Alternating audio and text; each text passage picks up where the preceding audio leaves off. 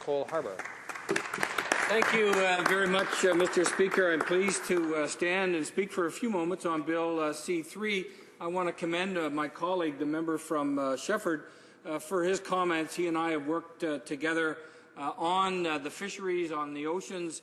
I know that he is deeply concerned about these issues as they impact his constituents and has worked very hard and continues to work very hard in their interests. Let me speak for a few moments. It's interesting, the title of Bill C-3, Protecting Our Seas and Skies. Let me just say that, once again, the Conservatives are all talk and very little action. While members have indicated we will be supporting this bill, moving it to second reading, it's only because it makes very, very modest improvements. I want to speak for a few moments during my time about the need for us to do a better job of protecting our oceans, Mr. Speaker. Jacques-Yves Cousteau once said, and I quote, "For most of history, man has had to fight nature to survive. In this century, he is beginning to realize that in order to survive, he must protect it." Unquote. Mr. Speaker, today that means protecting our oceans from ourselves. Before I go any further, I want to indicate that I'll be sharing my time from the member from Quebec. Canada, Mr. Speaker, is the steward of more than 7.1 million square kilometres of ocean and the world's longest coastline, stretching over 244,000 kilometres across 3 oceans, and yet we remain grossly unprepared for disasters off our shores. This bill, as I said, contains only modest improvements in marine security at best and does very little to respond to Canada's lack of preparedness for oil or chemical spills. My NDP colleagues and I take the protection of our oceans very seriously, and that's why we propose to broaden the scope of this bill to make real comprehensive changes to protect our coasts. Not surprisingly, the members opposite the Conservative government rejected our proposal. You know, fair to say that Canada in many ways has been lucky to date that we have not had a significant spill off our coasts, because over 20 years of reports have told us that we are simply not ready. In 1990, the Brandon Smith report came out regarding tanker safety and marine spills response capabilities following the 1989 Exxon Valdez disaster. Mr. Speaker, this report had 3 major findings. Number 1, Canada did not have the capability to respond effectively to a spill regardless of where in the country it was. Number 2, based on tanker traffic, Canada could expect over 100 spills of various degrees every year, with a significant spill once every 15 years. In reality, this number was greatly underestimated, because between 2007 and 2009 alone, a total of 4,160 spills of oil, chemicals, and other pollutants were reported. And number 3, the risk of spills was highest in eastern Canada. And you know what, Mr. Speaker? These findings are nearly the same as those identified in the 2010 report of the Commission of the Environment and Sustainable Development. The Commissioner in this report found that while Transport Canada and DFO have carried out risk assessments related to oil spills, they can provide no assurance that the federal government is ready to respond effectively to a spill. He also identified that eastern Canada remains most vulnerable for a spill. The Deepwater Horizon incident in 2010 resulted in an estimated 4.9 million barrels of oil being spilled into the Gulf of Mexico, Mr. Speaker, and it's estimated to cost $40 billion to clean up over an unknown number of years. This disaster needs to remind us of how quickly an oil disaster can occur and how costly the cleanup can be. In Canada, we currently only have, listen to this, a liability cap of $40 million. Now, while the Conservatives have committed, back in June they committed to increase this cap to only $1 billion, or to $1 billion. We've yet to see any action on that. And frankly, you can appreciate the fact that $1 billion, if we had a spill like they did in the Gulf of Mexico, would be, frankly, a fraction of the money needed to deal with the disaster. Mr. Speaker, we need real action to protect our oceans, and we need it now. Canada should be a world leader when it comes to oil spill preparedness, not a reluctant follower of international requirements. We have too much at stake. Surely we all recognize that, and too much to lose when it comes to protecting our oceans and their resources. Many of our coastal communities depend on a healthy ocean for their livelihoods, and we understand clearly that Canada's economy benefits from clean coastal resources. Mr. Speaker, I'm a member of Parliament from Nova Scotia, Dartmouth, Cole Harbour. We have a couple of big companies moving to develop resources off of our coast. There's been billions of dollars already put on the table by Shell and by BP just for the right to go out and to begin to dig. That's how confident they are of what they're going to find. We've been asking, the province of Nova Scotia has extended the moratorium on George's Banks against development, against exploration and development there. The federal government has failed to respond.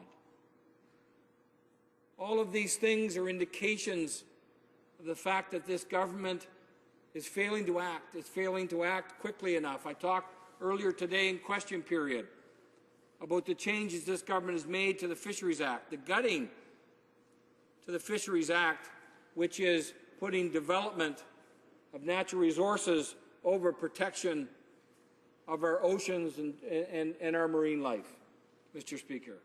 Members opposite know this only too well. It's going to take a disaster of the kind that I'm talking about here to bring it to their attention once and for all. I have to ask you, though, and I ask members opposite, Mr. Speaker, when we consider the reports that have been written, when we consider the science that's already been presented, that indicate to us very clearly the dangers that lie on our coasts, our three coasts, do they not agree that now is the time to move forward? Let's not wait for another report. Let's not wait for a disaster to bring to our attention the fact that we had the opportunity, but we didn't move quickly enough. Let's not do that, Mr. Speaker. Let's be a leader. Let's, take the opportunity at committee as we move this bill forward. Let's take the opportunity at committee to bring the expert advice in and to make the kind of changes that we advocated for before when this bill was before the House. To give it teeth, to give it a real commitment, to recognize the fact that we have to do so much more to protect our coastlines if we're going to be developing our natural resources, Mr. Speaker. Let's not wait for another disaster or a disaster. Let's not wait for another example of why it is that we need to act, whether that's in the north, as the member from the Western Arctic talked about, or my colleague from Shefford who talked about the problem in the St. Lawrence. If we have a spill, let's move now, Mr. Speaker. I urge the government opposite, when this bill goes forward, passes second reading, goes to committee, let's make sure we take some activity to expand it, to make it more encompassing, so we can really protect our oceans once and for all. Thank you. Questions and comments? The member for La Salle-et-Mar. Thank you very much, Mr. Speaker. I would sincerely like to thank my colleague from Nova Scotia for his speech, because he clearly demonstrated the importance of our shorelines and our ocean for Canada. In fact, our motto is from sea to sea. And so, as my colleague said, we have to be the guardians of our coastlines and oceans. I would like him to elaborate a little more on the economic importance of our shores, including in Nova Scotia, a province which is surrounded by coasts and oceans, and to the importance, and rather to the economic importance of waters, and how protecting the environment does not go against the responsible development of our natural resources. Member for Dartmouth Cole Harbour. I thank my colleague very much for the question, and I mean, she's absolutely right. It's not an either-or situation in terms of our coastline, of our environment versus natural resources, but we have to recognize the impact that developing our natural resources can have on our oceans, on our ecosystem. Because, Mr. Speaker, if we damage our ecosystem, it's going to take hundreds of years in order to get it back. We know that. That's a concern that I've raised before about the changes this government is making to the Fisheries Act. Its ability to protect fish habitat. Fish habitat is such an important part of the ecosystem. We have a major spill on either one of our coasts. It would be devastating. And unfortunately, this government is taking away the tools that it has at its disposal by the changes it's made to the Fisheries Act. It's not taking an opportunity to beef up the tools that it has through bills like Bill C3 in order to make sure that we're able to protect our coastlines, to protect our environment, to protect our ecosystem, our fish habitat that sustained so many thousands of communities from one end of this country to the other on all three coasts, Mr. Speaker. Questions and comments? The honourable member for Dauphin Swan River Marquette. Thank you, Mr. Speaker. And the record is very clear that under this government, Canada's environmental indicators, when you look at the math opposed to as compared to the hyperbole from the other side, Canada's environment is getting better under this government's watch. I was talking to an Ontario farmer recently, and he was telling me a story that prior to the changes to our Fisheries Act, a neighbour of his was trying to clean out a drainage ditch.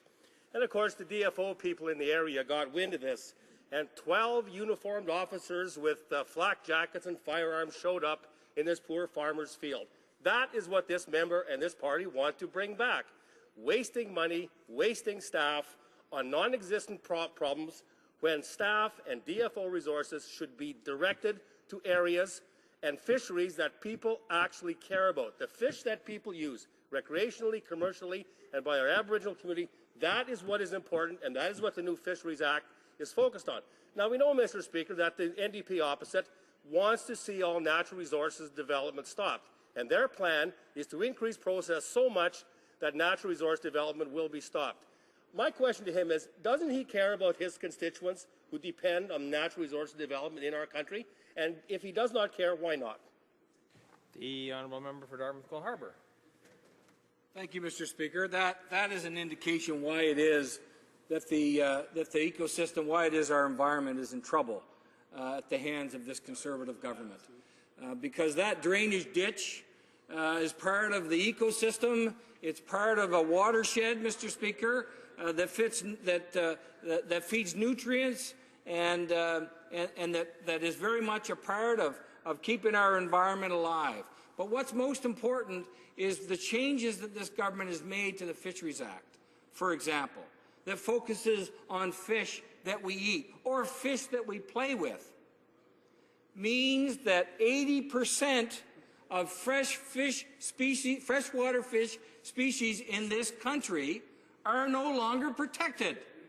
How can that member stand up with any kind of confidence and say that he and his government are doing a better job protecting fish, protecting the environment, protecting the ecosystem in this country.